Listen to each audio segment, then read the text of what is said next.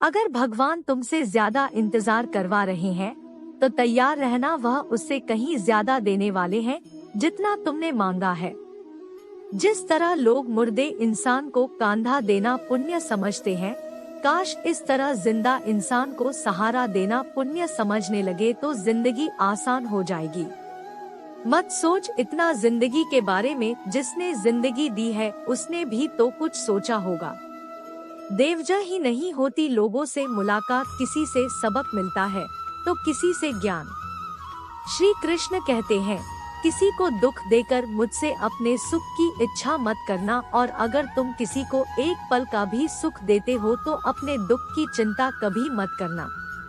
जब दर्द और कड़वी बोली दोनों सहन होने लगे तो समझ लेना जीना आ गया। कौन क्या कर रहा है, कैसे कर रहा है, क्यों कर रहा है, इन सब से आप जितना दूर रहेंगे उतना ही खुश रहेंगे। हंसते रहो तो ही दुनिया साथ है, वरना आंसुओं को तो आंखों में भी जगह नहीं मिलती। जीवन में जो भी होता है वह किसी वजह से होता है, या तो वह आपको कुछ बनाकर जाता है या फिर सिखाकर। कटना पिसना और अंतिम बूंद तक निचोड़ जाना गन्ने से बेहतर कौन जानता है कि मीठा होने का नुकसान कितना होता है। जब कोई दिल दुखाए तो सबसे बेहतर है कि हम चुप हो जाएं, क्योंकि जिन्हें हम जवाब नहीं देते उन्हें फिर वक्त जवाब देता है।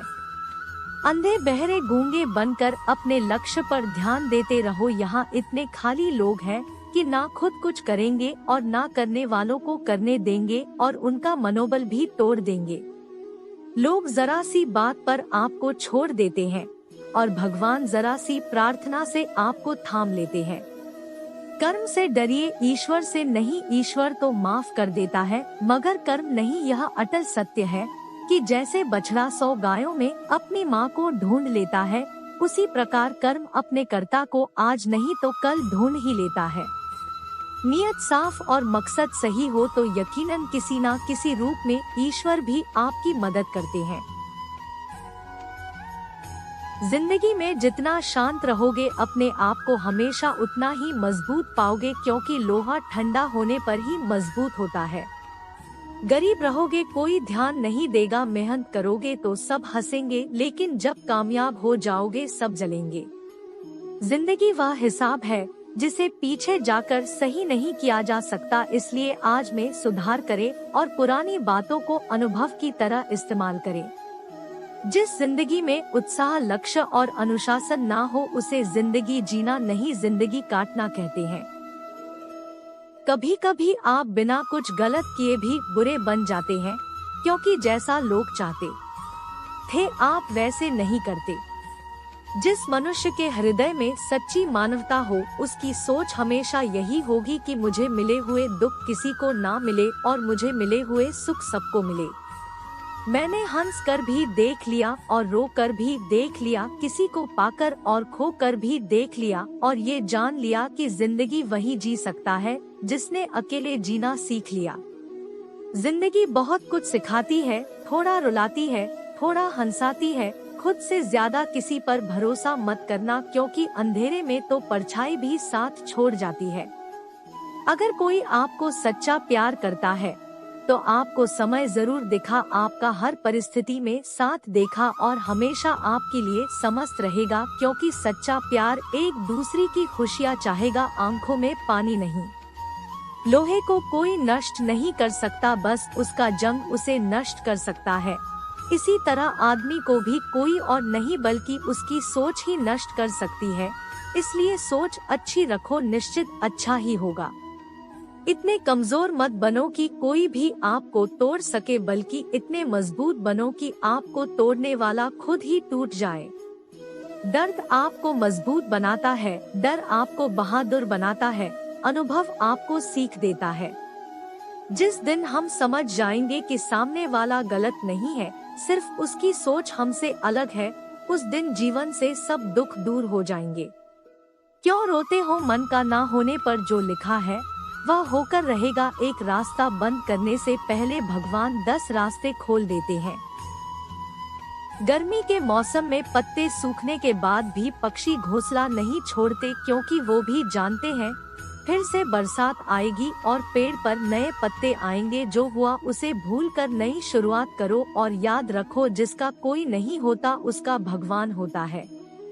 मतलब से जुड़े रिश्ते मतलब तक साथ देते हैं, लेकिन दिल से जुड़े रिश्ते आखिरी सांस तक साथ निभाते हैं। अच्छा काम करते रहो, चाहे कोई सम्मान करे या ना करे, क्योंकि सूर्योदय तब भी होता है जब करोड़ों लोग सोते रहते हैं। दुनिया में हर एक काम आसान है, केवल अंदर से आवाज आनी चाहिए। हमेशा मेहनत और उस परमात्मा पर विश्वास रखना, यही सफलता का सूत्र है। जीवन में सबसे बड़ी गलती वो है जिस गलती से हम कुछ सीख नहीं पाते। जो व्यक्ति अपने मन को काबू में कर सकता है वह जिंदगी में कुछ भी कर सकता है। इंसान की अच्छाई पर सब खामोश रहते हैं, लेकिन चर्चा अगर उसकी बुराई पर हो तो गूंगे भी बोल पड़ते हैं। श्री कृष्ण कहते हैं, तुम्हारे बीते हुए कल को तो मैं ठीक नहीं कर सकता, लेकिन तुम वर्तमान में अगर अच्छे कर्म करोगे तो मैं तुम्हारा आने वाला कल जरूर उजागर करूंगा। झूठी बातों पर जो लोग आपके वाह करेंगे वही लोग आपको तबाह करेंगे। बुरे से बुरा क्या ही होगा, हम यह तो हमेशा ही सोच ही लेते हैं, मगर अच्छे से अच्छा क्या होगा यह हम कभी नहीं सोचते। जो ईश्वर रात को पेड़ पर बैठे पक्षियों को भी कभी गिरने नहीं देता, तो सोचो वह तुम्हें अकेला और बेसहारा कैसे छोड़ सकता है। आज के जमाने में कोई अपना नहीं होता, सिर्फ लोग तब तक साथ देते हैं जब तक उनका स्वार्थ होता है। अगर कोई अकेला है तो इसका मतलब यह नहीं कि उसे कोई पसंद नहीं करता, बल्कि वह अकेला इसलिए है क्योंकि उसने दुनिया की औकात जान ली है। एक बार राजा और उसका मंत्री तलवार को साफ कर रहे होते हैं। तलवार को साफ करते समय अचानक राजा के पेड़ पर तलवार गिर जाती है और राजा के पैर की उंगली कट जाती है। उस राजा को उंगली कटने के कारण बहुत ही तकलीफ हो रही थी, बहुत ही दर्द हो रहा था, लेकिन उसका मंत्री कहता है, शांत रहिए महाराज, जो कुछ भी होता है अच्छे के लिए होता है। राजा को यह बात सुनकर बहुत गुस्सा आता है। वह मंत्री से कहता है, मेरी उंगली टूट गई और तुम कहते हो कि अच्छा हुआ है, इससे अच्छा क्या है। फिर भी वह मंत्री महाराजा को समझाने की कोशिश करता रहा, पर राजा मंत्री की एक सुने बिना गुस्से के कारण मंत्री को कैद करके कोठरी में बंद करने का आदेश देता है। पर मंत्री को इस बात का कोई दुख नहीं था, उसका अब भी कहना यही था, जो कुछ भी होता है अच्छे के लिए होता है, और वह खुशी से अपने आप को सैनिक के हवाले कर देता है। राजा इस बात को सुनकर चौंक जाता है और सोचता है कि मेरा मंत्री कितना मुक्त था, उसे लग रहा है कि मैंने उसे उसके अच्छाई के लिए केसरिया है। इस घटना को हुए 3 महीने बीत जाते हैं। एक दिन राजा अपने सैनिकों को लेकर शिकार करने जंगल में जाते हैं। राजा को एक हिरण दिशा है, उनका पीछा करते करते राजा अपने सैनिकों से अलग हो जाता है और घने जंगल में चले जाते हैं, पर वो उस हिरण को पकड़ नहीं पाते और जंगल में खो जाते हैं। जब राजा को पता चलता है कि वो जंगल में खो गए हैं, तब वो बाहर जाने का रास्ता ढूंढते हैं, लेकिन अचानक कुछ जंगल में रहने वाले आदिवासी लोग आकर राजा को घेर लेते हैं। उन लोगों को पता नहीं था कि एक राजा है। वो लोग अपने देवता को बलि चढ़ाने के लिए एक इंसान को ढूंढ रहे थे। आदिवासी लोग राजा को पकड़कर अपने इलाके में लेकर जाते हैं। राजा उनको बार बार समझाने की कोशिश करते है, पर इनको राजा क्या बोल रहे हैं कुछ समझ नहीं आ रहा होता है। भूलो खुशी से नाचते लगते हैं और राजा को नहला कर बलि चढ़ाने के लिए उनको कपड़े पहनाते हैं। अब राजा को लगता है कि वह अब मरने वाले हैं। जब आदिवासी लोगों का मुखिया राजा को मारने जाता है, तब वो देखता है कि राजा की पैर की उंगली कट चुकी है।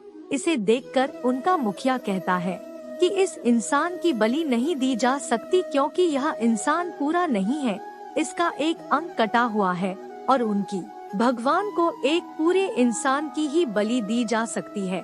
और अगर ऐसे इंसान की बलि दी जाएगी जिसका अंग पहले से ही कटा हुआ है, तो उनके देवता खुश होने की जगह नाराज हो जाएंगे। फिर वह लोग राजा को छोड़ देते हैं।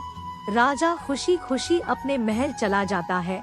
और सोचता है कि अगर मेरी उस दिन उंगली ना कटी होती तो आज मेरी मौत हो जाती। इसका मतलब मंत्री सही कह रहा था कि जो कुछ भी होता है अच्छे के लिए ही होता है। फिर राजा अपने सैनिकों को आदेश देता है कि जल्दी से जल्दी मंत्री को रिहा किया जाए। फिर राजा मंत्री को अपना अपना पद वापस देते हैं और फिर पूछते हैं, मंत्री उस दिन मेरी उंगली कट गई, वह मेरा अच्छे के लिए हुआ, यह तो मैं मान गया, लेकिन तुम जेल में गए, इसमें तुम्हारा क्या अच्छा हुआ? मंत्री खुशी खुशी से कहता है, महाराज अगर आप शिकार करने जाते तो आपके साथ मुझे भी आना पड़ता, और अगर मैं आपके साथ आता तो वह लोग मुझे मार देते क्योंकि मेरा शरीर पूरा है। मंत्री की बात सुनकर राजा को समझ आता है कि जो कुछ भी हमारे जीवन में होता है वह अच्छे के लिए ही होता है।